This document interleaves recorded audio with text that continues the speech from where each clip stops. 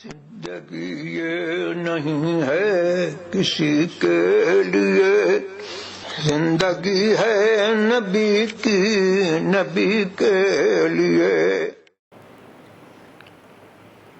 नहमदुहु व नुसल्ली व नुसल्लिमु अला रसूलिहिल करीम, अम्मा बअद। फ़क़द क़ाल अल्लाहु तआला फ़िल क़ुरआनिल मजीद वल फ़ुरक़ानिल हमीद, वल्लज़ीन यक्निज़ून अज़्ज़हब वल फ़िद्दह वला युनफ़िक़ूनहा फ़ी सबीलिल्लाह फ़बश्शिरहुम बिअज़ाबिन अलीम। यौम युहमा अलैहा फ़ी नारि जहन्नम फ़तुक्वा बिहा जिबाहुहुम व जुनूबुहुम व ज़ुहूरुहुम हाज़ा मा कनज़्तुम लिअन्फ़ुसिकुम फ़ज़ूक़ू मा कुन्तुम तकनिज़ून। सदक़ल्लाहुल अज़ीम व सदक़ रसूलुहुन नबियुल अमीनुल मकीनुल करीम व नहनु अला ज़ालिका लमिनश शाहिदीन वश्शाकिरीन वल्हम्दुलिल्लाहि रब्बिल आलमीन।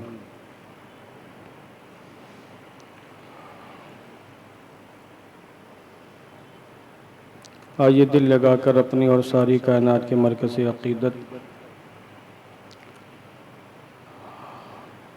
अपनी आका हुज़ूर रहमत आलम जानी आलम सल्लल्लाहु तआला अलैहि वसल्लम के मुक़द्दस बारगाह में दुरूद व सलाम का हदीये मोहब्बत पेश फरमा लें। अल्लाहुम्मा सल्लि अला सय्यिदिना मौलाना मुहम्मदिन व बारिक वसल्लिम सलातुम व सलामन अलैका या रसूल अल्लाह सल्लल्लाहु तआला अलैहि वसल्लम।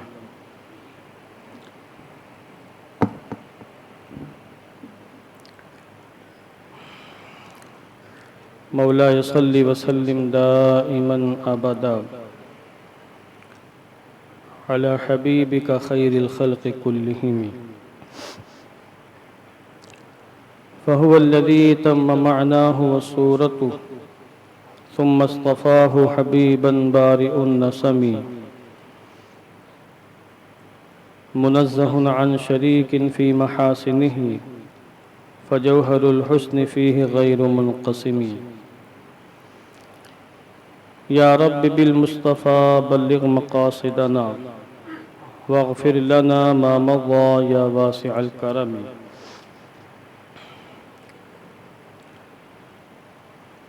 अल्लाह तबारक व तआला की तौफ़ीक़ और उसके फ़ज़्ल व करम से आज हम इस माह रमज़ान के चौथे जुमे में उसकी बारगाह में हाज़िर हैं। दुआ करता हूँ कि अल्लाह अज़्ज़ व जल हम सब की हाज़िरी कबूल फ़रमाए और इस नमाज जुमा को हमारी बख्शिश का, निजात का सामान बनाए।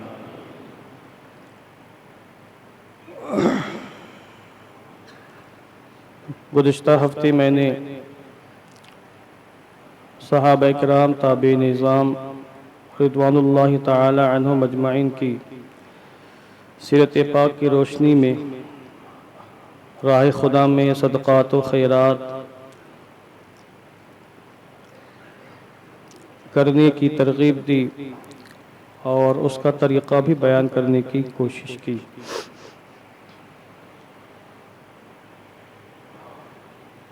और हर साल माह रमज़ान के मौके पर रोज़ों के मसाइल, ज़कात के मसाइल वग़ैरह पर काफ़ी कुछ गुफ्तगू होती रहती है।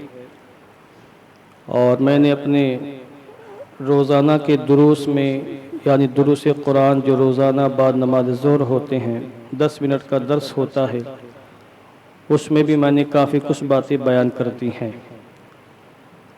बाकी मसाइल वग़ैरह हैं तो महबूब सुबहानी ग्रुप पर भी सवालात मुसलसल होते हैं, वहाँ जवाबात दे दिए जाते हैं। और आज फिर मैं एक पैगाम लेकर आप हज़रात के रूबरू हाज़िर हुआ हूँ माह रमज़ान के हवाले से और माह रमज़ान में की जाने वाली मख़सूस इबादत ज़कात की अदायगी के हवाले से। मैंने इससे पहले भी अर्ज़ किया था कि ज़कात माह रमज़ान में देना कोई ज़रूरी नहीं है। साहिब निसाब पर जब भी साल मुकम्मल हो जाए ज़कात वाजिब हो जाती है। अलबत्ता दुनिया के अक्सर मुसलमान, मैं समझता हूँ अक्सर मुसलमान माह रमज़ान में ज़कात इसलिए अदा करते हैं कि ज़कात भी अदा हो जाए और सवाब में इजाफ़ा भी हो जाए, क्योंकि रमज़ान की इबादत का कई गुना ज़्यादा सवाब मिलता है। ज़कात से दीन इस्लाम की जड़ें मजबूत होती हैं, मुसलमानों की मईशत को बेपनाह क़ुव्वत हासिल होती है और बहुत से गरीब मुसलमानों की गरीबी दूर हो जाती है और मुसलमानों के बहुत से मसाइल हल हो जाते हैं। साल में एक मरतबा माह रमज़ान आता है तो जहाँ एक तरफ मुसलमानों को रोज़ों की खूब बरकतें मिलती हैं, ज़कात की भी खूब बरकतें मिलती हैं और साल भर की परेशानियाँ, मुसीबतें, मशक्क़तें झेलते झेलते जो लोग थक जाते हैं, माह रमज़ान की बरकत से वो मुसीबतें उनकी तकरीबन टल जाती हैं और काफ़ी कुछ राहत का सामान उनके लिए मुयस्सर होता है। और होना ये तो ये चाहिए कि हमारे यहाँ ज़कात जैसा अजीम रुकन मौजूद है। हमारे यहाँ तो गुर्बत होनी ही नहीं चाहिए थी, मगर फिर भी गुर्बत है। सबसे ज़्यादा भीख मांगने वाले मुसलमानों में पाए जाते हैं। इसका मतलब ये है कि या तो ज़कात सही ढंग से निकाली नहीं जा रही है या निकाली तो जा रही है मगर मुस्तहिक़ीन तक पहुँचाई नहीं जा रही है। दोनों तरफ से कमियां हो सकती हैं, कोताहियां हो सकती हैं। हमें नज़र रखना है कि कमी कोताही कहाँ से हो रही है और उस कमी को, उस कोताही को किस अंदाज से दूर करना है। जब इतना तय है कि ज़कात की अदायगी से इस्लाम मजबूत होता है, इस्लाम की जड़ें मजबूत होती हैं, दीन को फ़रोग़ मिलता है, इस्लामी मईशत बहाल होती है, उसको क़ुव्वत व तवानाई हासिल होती है, मुसलमानों के मसाइल हल होते हैं, मदारिस इस्लामिया की रौनकें बहाल होती हैं, दोबाला हो जाती हैं और कौम को बेहतरीन मुबल्लिगीन, दुआत और अच्छे उलमा फ़ुक़हा मिल जाते हैं।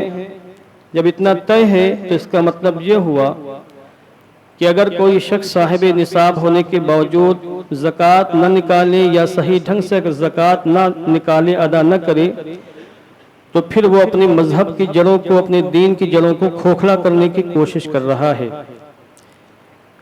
इस्लामी मईशत को तबाह करने की काविश कर रहा है, मुसलमानों के मसाइल को उलझाने की कोशिश कर रहा है, मदरसों की रौनक को ख़त्म करने की काविश कर रहा है और दूसरों का माल हड़प करके, गसब करके खुद को तबाह बर्बाद करने की कोशिश कर रहा है।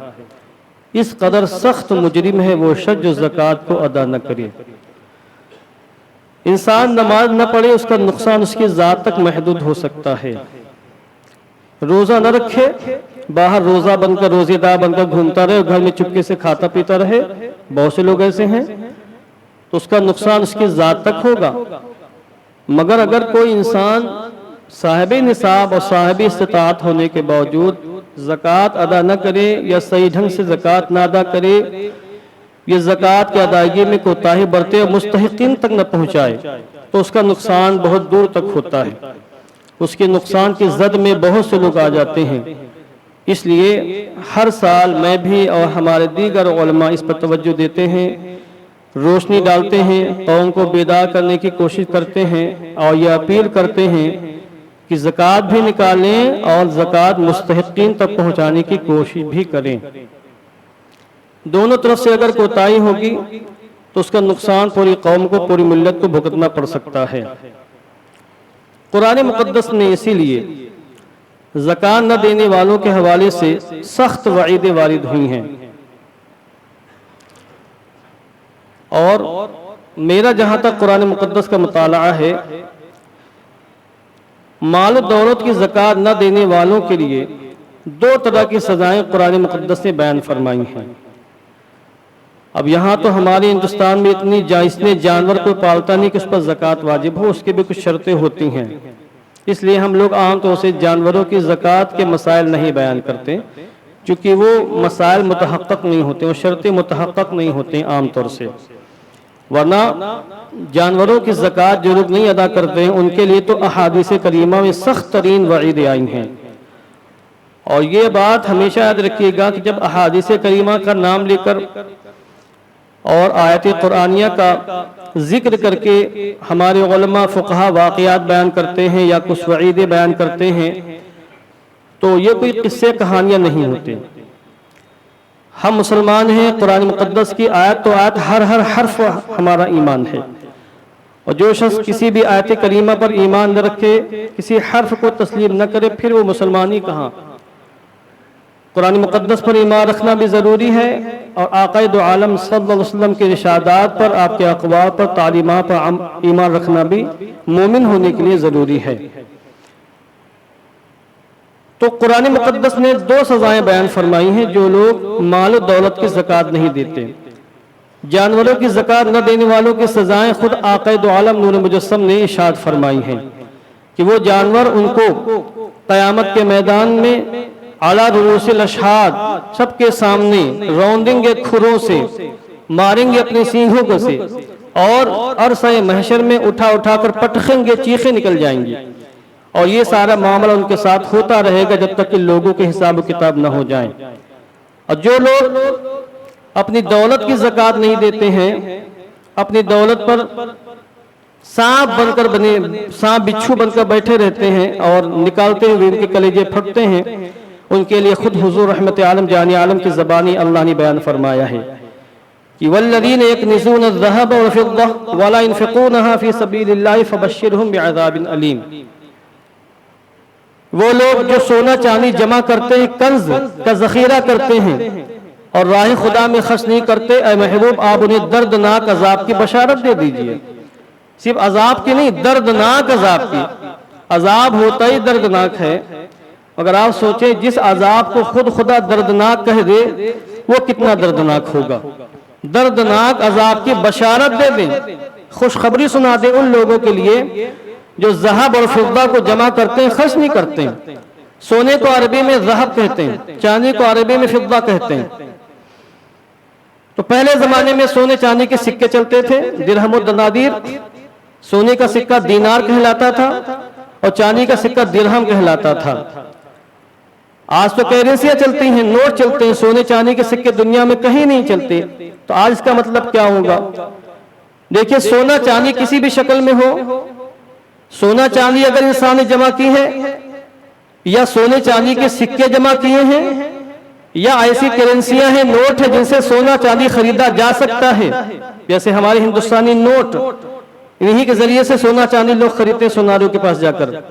तो ये सारी सूरतें शामिल हैं। मतलब आयत करीमा का ये है कि ऐ महबूब आप फरमा दें, आयत करीमा में है कि जो लोग सोना चांदी जमा करते हैं, दौलत जमा करते हैं और जमा कर कर के रखते हैं और ज़कात नहीं निकालते, राह खुदा में खर्च नहीं करते, तो उन्हें दर्दनाक अजाब की बशारत दे दें। रवायतों में आया है, हज़रत अब्दुल्लाह इब्न मसऊद रज़ियल्लाहु तआला अन्हु ने फरमाया है कि जिस माल की ज़कात दे दी जाए वो माल कंज नहीं है और जिस माल की ज़कात न दी जाए वो माल कंज है।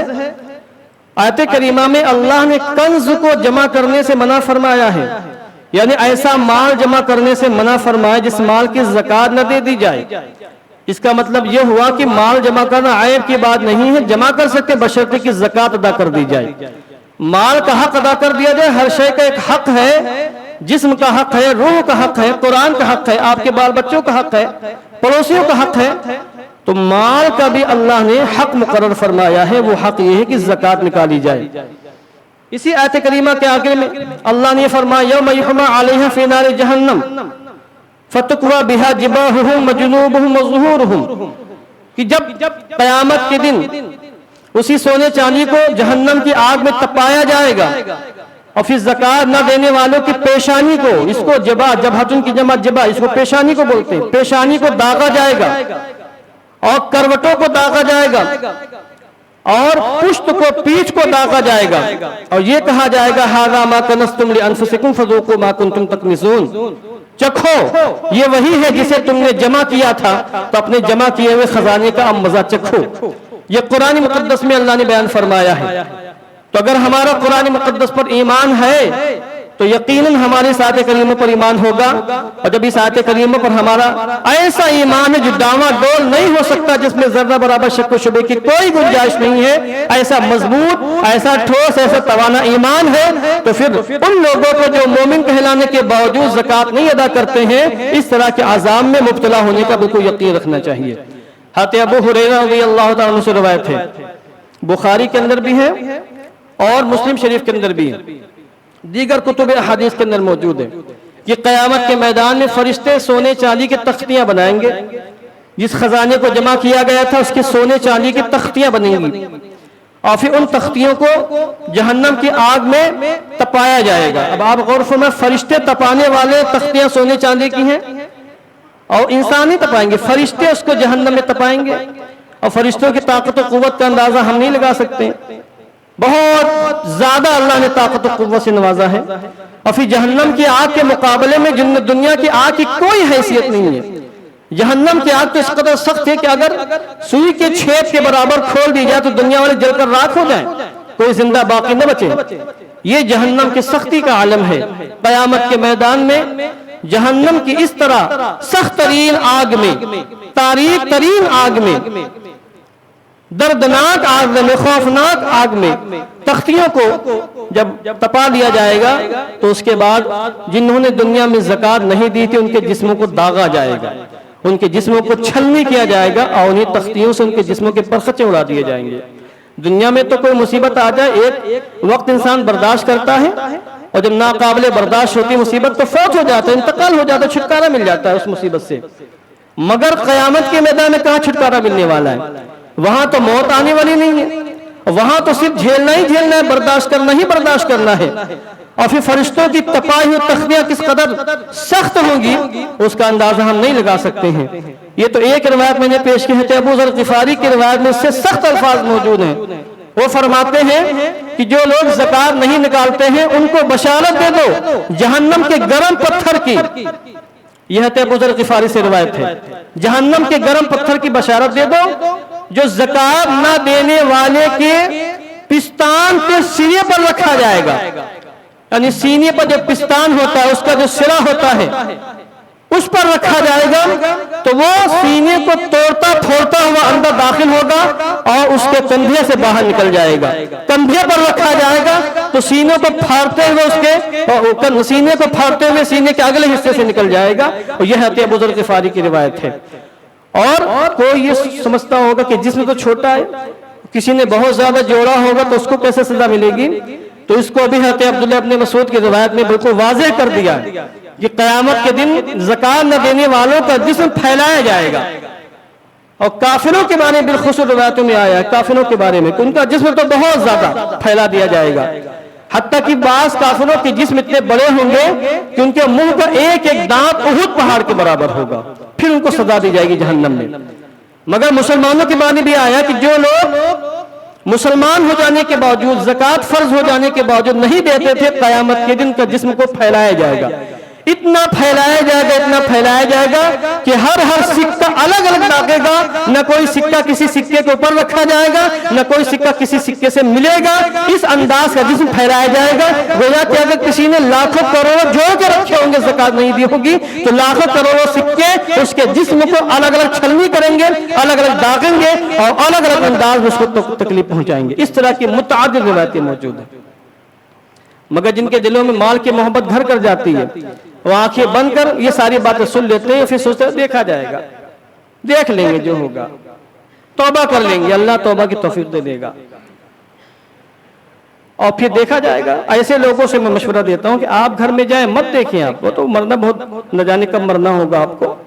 आप घर में जाएं, 1 रुपये का सिक्का ले ले खाली और उसको आप चिराग में गर्म करें, गैस में नहीं, चिराग में गर्म करें, जिसकी लो बहुत मामूली होती है। थोड़ी देर गर्म कर ले, उसको रखें जिस्म के ऊपर। चीखें न निकल जाए तो हमको याद करिएगा, चीखें निकल जाएंगी, बर्दाश्त नहीं कर पाएंगे आप। फिर आपके अपने हाथ का गर्म किया हुआ एक सिक्का जिसे चिराग की लो में आपने गर्म किया है, खुद आप बर्दाश्त नहीं कर पा रहे हैं, फिर किस मुंह से कह रहे हैं कि हम देख लेंगे, बर्दाश्त कर लेंगे, क़यामत में जो होगा देखा जाएगा। इसका मतलब आपके दिल में ईमान ही नहीं है, दिल में ईमान का चिराग रोशन नहीं है। मोमिन का मामला तो ये होता है कि डरता है, खौफजदा रहता है और हुजूर रहमत आलम जाने आलम के हर फरमान को अपने दिल से सर तस्लीम खम करते हुए तस्लीम करता है, कबूल करता है और फिर उसके मुताबिक वो अमल करता है। तो एक सजा तो ये बयान की गई कुरान मुकद्दस के अंदर, और एक सजा और बयान की गई है वला यहसबन, ये जो मैंने आयत करीमा अभी पढ़ी थी, ये सूरह तौबा की आयत करीमा। सूरह आल इमरान के अंदर अल्लाह ने फरमाया वला यहसबन्नल्लज़ीना यबखलूना बिमा आताहुमुल्लाहु मिन फज़लिही हुवा खैरन लहुम बल हुवा शर्रुन लहुम सयुतव्वक़ूना मा बखलू बिही यौमल क़ियामह। वो लोग कि जिन्हें अल्लाह ने अपने फजल व करम दिया है, माल दिया है, अपने करम से माल दिया और अपने फजल से नवाजा है, वो लोग ये गुमान न करें कि वो जिस अल्लाह के दिए हुए माल में बुख्ल कर रहे हैं उनका बुख्ल करना उनके लिए बेहतर है। ये गुमान न करे, बेहतर नहीं, बल हुवा शर्रुन लहुम, बल्कि ये वो उनके लिए बुरा है।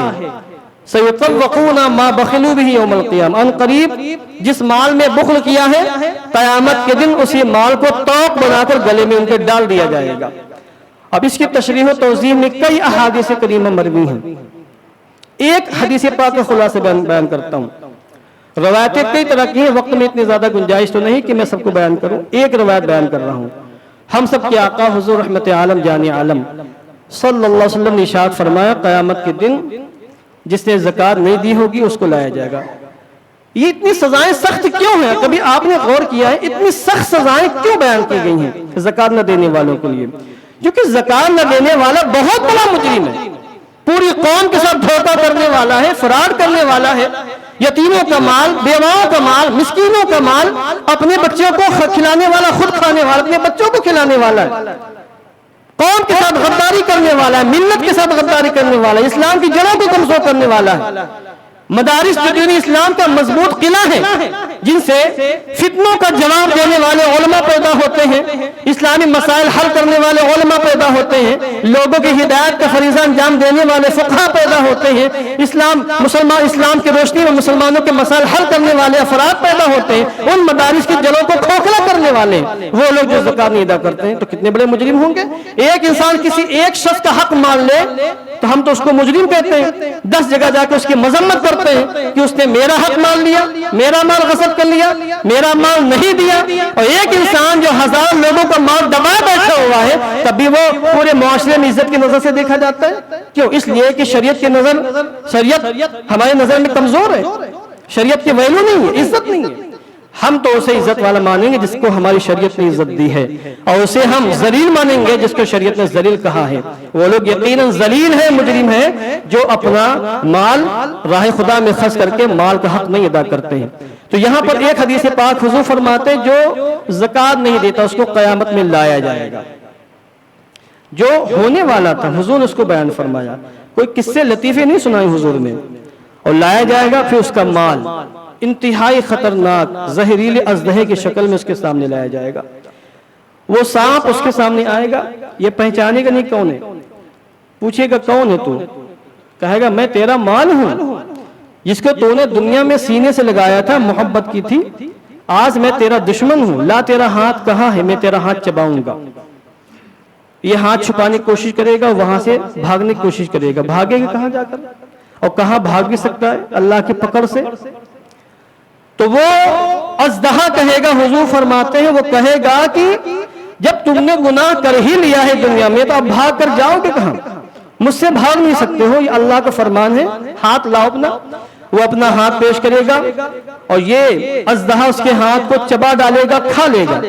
और जब जब ये उसके हाथ को चबाएगा तो ये इस तरह शिद्दत के साथ चीख मारेगा, चीखे मारेगा कि पूरे अहले महशर उसकी चीख से लर्जा बरंदाम हो जाएंगे, खौफजदा हो जाएंगे। इस कदर शिद्दत के साथ वो चीखे मारेगा। फिर दूसरा हाथ चबाएगा, पहला हाथ सही हो जाएगा, फिर इस हाथ को चबाएगा, वो हाथ सही होगा। 50,000 साल का कयामत का दिन जब तक इसके हिसाब की बारी नहीं आएगी तब तक ये उसी अज़ाब में गिरफ्तार रहेगा।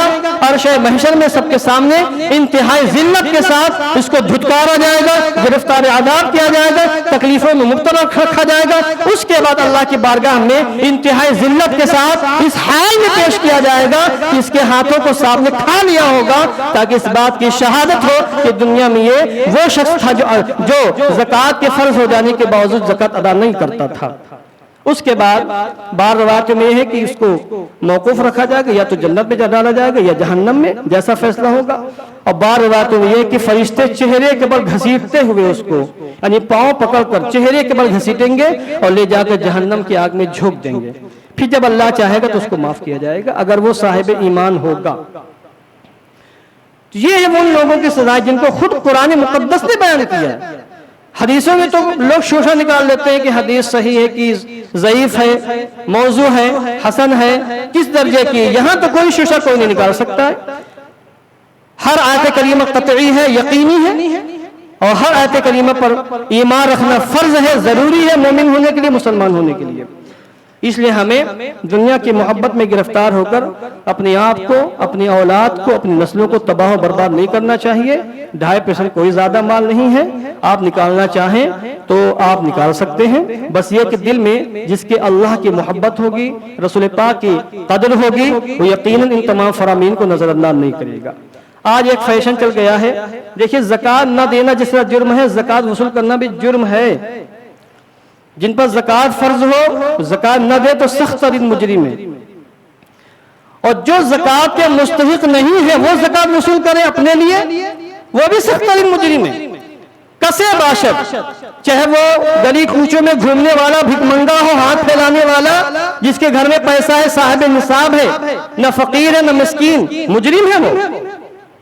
चाहे वो अपनी बेटी की शादी का ढिंढोरा पीटने वाला हो कि मेरी बेटी की शादी है, वो ज़कात का मुस्तहिक नहीं, और 10 लोगों से 50-50 हजार वसूल करके फख्र के साथ, इंतहाई एहतमाम के साथ जहेज देकर अपनी बेटी की शादी कर रहा है। ऐसा इंसान भी सख्त मुजरिम है, क्योंकि वो मुस्तहिक नहीं ज़कात वसूल कर रहा है। चाहे वो किसी मदरसे का नाजिम हो, कोई मैनेजर हो, कोई मुदर्रिस हो, किसी मस्जिद का इमाम हो, जो फर्जी रसीद बनाकर फर्जी मदरसों के नाम पर चंदा कर रहा हो, जो शख्स भी ज़कात का मुस्तहिक नहीं है वो ज़कात वसूल करेगा तो वो भी उतना ही मुजरिम होगा जितना मुजरिम वो इंसान है जो ज़कात के फर्ज हो जाने के बावजूद ज़कात अदा न करे। तो दोनों तरफ से कोताहियां हो रही हैं, लिहाजा आप ज़कात निकाले भी और फिर मुस्तहिकीन तक पहुंचाने की कोशिश करें।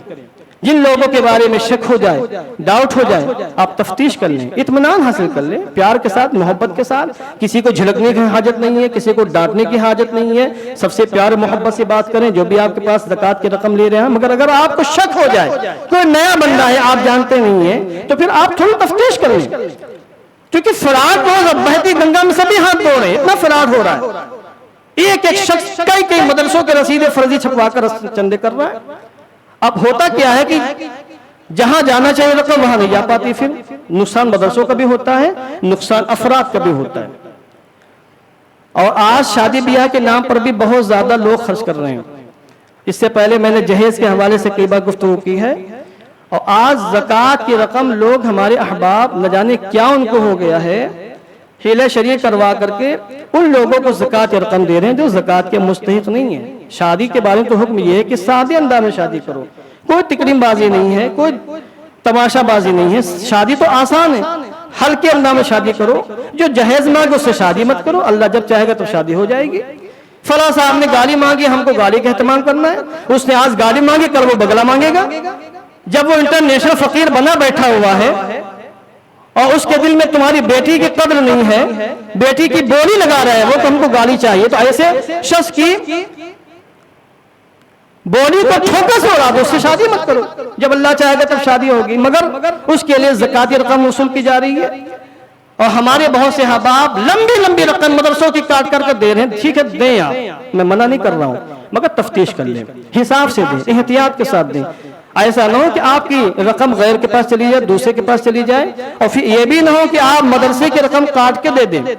आप किसी गरीब बेटी को दे देंगे, शादी हो जाएगी, सवाब तो काम है, मगर सदका जारिया नहीं है, ये समझ लें आप। एक दीनी काम है, एक अच्छा काम है। एक गरीब बेटी की शादी है, उसको दें आप, जो गरीब बेटियां जिनकी शादी नहीं हो रही है पैसे की बुनियाद पर, मगर आप मदरसों का माल काट को न दें। मदरसे दीन का किला है और मदरसे दीन की बुनियाद है। आज मदरसों पर सबकी नजरें क्यों हैं? क्योंकि यहूदी, ईसाई और हिंदुस्तान के आरएसएस के गुंडे सभी जानते हैं कि अगर हिंदुस्तान में इस्लाम का माहौल कायम है तो मदरसों की बुनियाद पर कायम है। इनको टारगेट किया जाए, इनको कमजोर किया जाए, इनका निसाब तब्दील कर लिया जाए, इनको किसी तरीके से जमीन बोझ कर दिया जाए, खत्म कर दिया जाए, तो आप गैरों की साजिश के शिकार न हो। आज हमारे पास जितने भी उलमा, फुक़हा, मुहद्दिसीन, मुबल्लिगीन, दुआत हैं, ये मदरसों के देन है। जनाजा पढ़ाने वाले, फातिहा करने वाले, इसाए सवाब करने वाले, महफिलों में आपको दर्स देने वाले, दर्स कुरान पेश करने वाले, दर्स हदीस पेश करने वाले, आपके मसाइल को हल करने वाले, मीरास के मसाइल हल करने वाले, ये सब मदरसों से आ रहे हैं। ये मदरसे माह रमजान में ज़कात वसूल करते हैं, हीले शरी करने के बाद फिर उसके जरिए से दीन का काम होता है। आप मदरसों में रकम इसलिए न देकर वहां गरीब फकीर पढ़ते, कोई गरीब फकीर मदरसे नहीं पढ़ता। मैं समझता जो मदरसे में आ जाए आज की दुनिया में, आज के माहौल में, उससे बड़ा कोई गनी नहीं है। माल से गरीबी का कोई ताल्लुक ही नहीं है, उसका ताल्लुक दिल से है।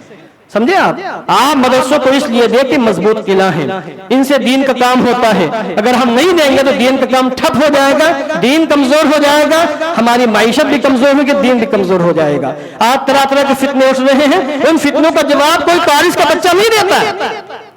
चाहे कोई भी फितना हो, इस्लाम के नाम पर फितना हो या किसी भी नाम पर कोई फितना हो या हुजूर की गुस्ताखी हो, ये मदरसे वाले जवाब देते हैं, मदरसे के फारिकीन जवाब देते हैं। और अगर कहीं आवाम भी है तो उनकी क़ियादत करने वाला कोई आलिम होता है, कोई मदरसे का फारिग होता है, कोई मुबल्लिग होता है। इसलिए मदरसों को नजरअंदाज करके कोई काम दीन का नहीं किया जा सकता है। शादी ब्याह में जितना खर्च करना चाहे करें, आपकी रकम है, एहतियात के साथ करें, मगर मदरसों को नजरअंदाज न करें, मदरसों को भी आप देते जाएं।